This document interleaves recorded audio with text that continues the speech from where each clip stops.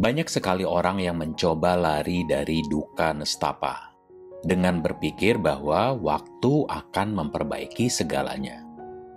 Namun, menghindari rasa duka hanya akan memperpanjang penderitaan dan menghambat pertumbuhan kita.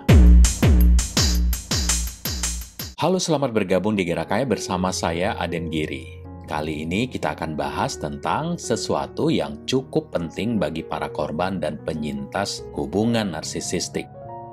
Saya selalu membaca komentar kalian. Maaf ya kalau nggak semuanya bisa dijawab, tapi saya selalu membaca dan kalian cukup sering menanyakan, berapa lama sih perasaan sedih, berduka, akan hilang? Kenapa lama banget? Kenapa saya nggak bisa move on? Saya udah tahu dia nggak baik buat saya, tapi kenapa saya masih kepikiran tentang dia? Saya benci perasaan dan pikiran ini. Kapan saya bisa jadi diri saya lagi? Dimensi besar, kecil, lama, singkat dari suatu peristiwa nggak selalu menentukan kerusakan yang ditimbulkannya, atau dengan kata lain, tingkat keparahan trauma. Efeknya akan bergantung pada setiap orang dan pada variabel-variabel pribadi, seperti sejarah diri kita, lingkungan sosial kita, atau di tahap apa kita berada dalam kehidupan. Kalian para korban hubungan narsisistik mungkin sudah dan masih mengalami hal-hal seperti mati rasa, cemas, susah tidur, atau pola tidur berubah. Dari sebelumnya morning person, sekarang baru bisa tidur jam 2 pagi. Sulit untuk konsentrasi, mudah tersinggung, serangan panik, lelah, letih, lesu, males aja gitu, pengen tidur aja berhari-hari.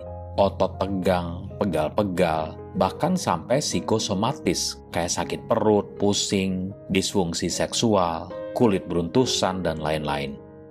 Respon yang kita berikan terhadap trauma sangat mempengaruhi kualitas hidup kita. Itulah mengapa penting untuk mengenali dan mengatasi trauma. Jika kita nggak dapat memproses dan mengatasi pengalaman traumatis, kita bisa mengembangkan gangguan kesehatan fisik dan mental lainnya, seperti kecemasan, depresi, dan bahkan PTSD, gangguan stres pasca trauma. Dan korban hubungan narsisistik yang parah memang terbukti menunjukkan gejala-gejala kompleks PTSD. Oke, sekarang kalian sudah sadar bahwa yang kalian hadapi adalah seseorang dengan gangguan. Udah radical acceptance, kalian gak mungkin bisa balikan. Kalian udah terapin segala macam taktik, no contact, menjauh, grey rocking, membatu, gak bereaksi, blokir semua akses ke sosial media, gak menggubris flying monkey-nya, udah self-love, self-care, dan seterusnya. Tapi kok sakitnya gak hilang ya? Kok saya masih jadi orang yang bitter melihat orang, dunia di sekitar saya? Apa iya hidup saya hanya untuk ngurusin hal-hal begini? Orang lain udah bikin pesawat keluar angkasa. Saya masih mikirin tentang dampak lanjutan dari si kampret tengik nggak guna. Ini saya mau kasih analogi. Kalian pernah nggak punya pengalaman luka di kulit karena jatuh dari motor atau terjerembab pas lari-larian? Ketika kena, tentunya kita kayak merasa biasa aja. Padahal darah udah ngucur, celana sobek, dan lain-lain. Baru berasa sakit, perih, atau pegel-pegel besoknya. Setelah tubuh memproses semua benturan dan gesekan di kulit. Rasa sakitnya makin terasa. Ini kayak kondisi kalian sekarang yang udah sadar tentang luka dan kesakitan kalian. Luka akan semakin gatal ketika kalian menuju kepulihan. Ingat nggak, kalian nggak sabar pengen garuk-garuk, pengen perbannya dilepas, bisa bebas main lagi. Kalian harus menahan hasrat untuk garuk-garuk. Kalau enggak, luka kalian bisa aja melebar, lebih lama sembuhnya. Rasa nggak nyaman ini bisa menjadi analogi perjalanan kalian melewati jalan terjal pemulihan trauma. Hal paling penting yang perlu kalian ketahui adalah kalian harus memaksakan diri untuk menghadapinya, merasakannya, dan mengatasinya. Memang akan terasa perih dan menyakitkan. Terkadang kita memang harus membiarkan rasa sakit itu mendera kita untuk sembuh.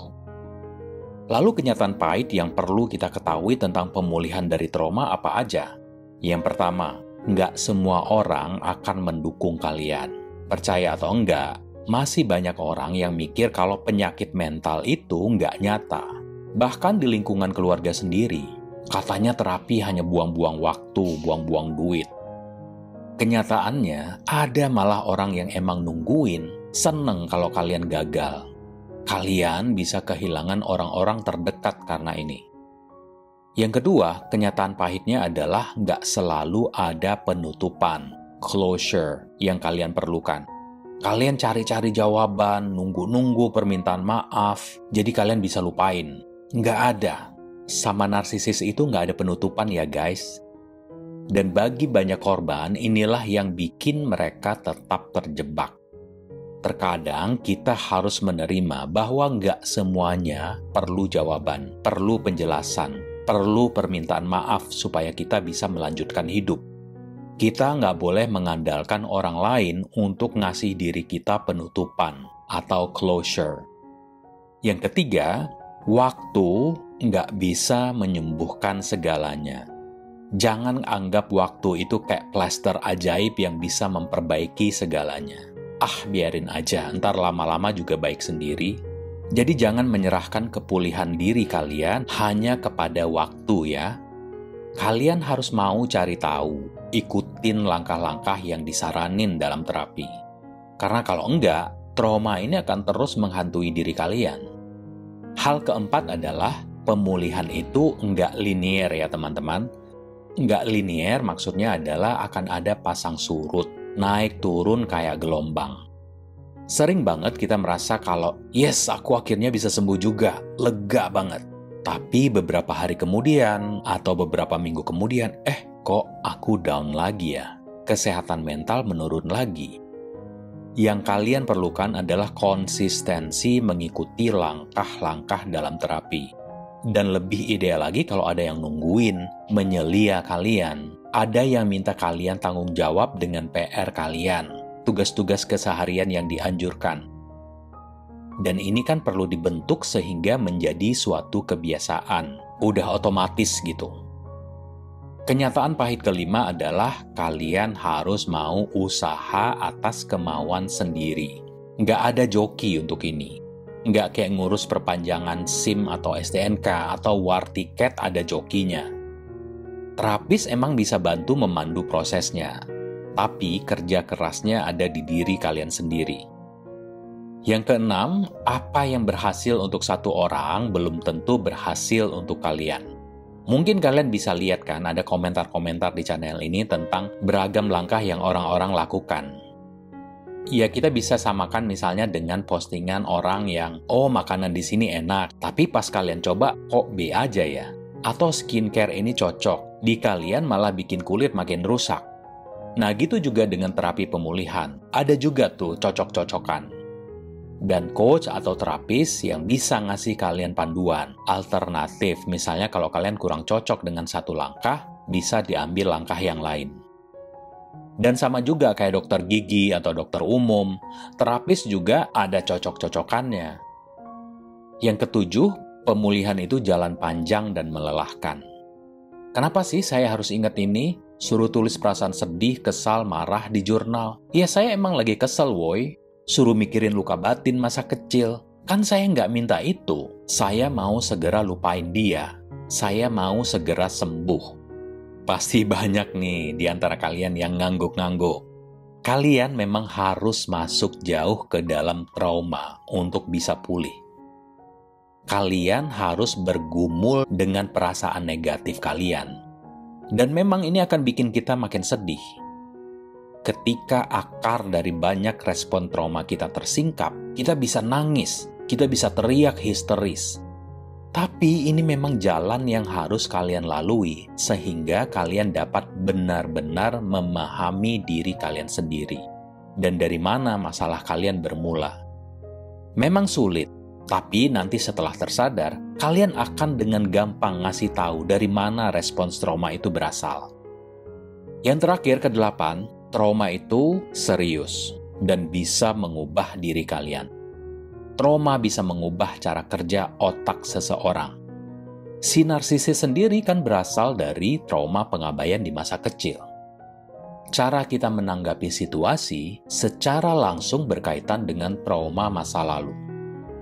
Situasi yang sangat normal dan nggak bikin stres buat orang lain yang nggak punya trauma, membuat kalian fight atau flight, sepaneng, senggol bacok, atau malah lari tunggang langgang. Trauma membuat kalian lebih sulit untuk mengatur emosi, kadang cemas tanpa sebab, dan tubuh berada dalam mode flight atau fight selama berjam-jam. Ini contoh kecil pengalaman pribadi. Ketika mau ambil paspor ke imigrasi, saking khawatirnya, trauma sama birokrasi Konoha, bisa kepikiran sepanjang jalan. Asam lambung naik, pikiran gak enak. Duh, semoga beneran ya udah jadi, kan sistem online di Konoha sering error. Semoga ntar gak ada ya petugas sok ngegas yang sering banget ketemu di kantor-kantor di Konoha. Lo cuma bejir anjir. Itu karena kita benar-benar telah diubah oleh trauma. Ya memang ada yang bisa kita lakukan untuk meringankan gejalanya. Tapi ini adalah sesuatu yang akan kita jalani seumur hidup.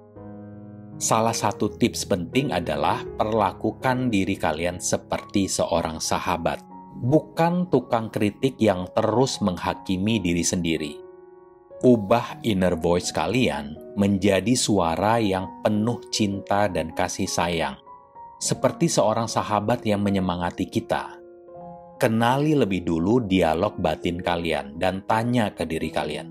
Aku akan ngomong kayak gini nggak ya ke sahabat aku? Jika jawabannya enggak, maka ada sesuatu yang perlu diubah. Jika kalian butuh konsultasi langsung dengan saya, silakan email ke chat.gerakai@gmail.com. Dan bagi yang belum, ayo dong di-subscribe untuk membantu saya membesarkan channel ini. Saya juga menerima super thanks seikhlasnya dari kalian.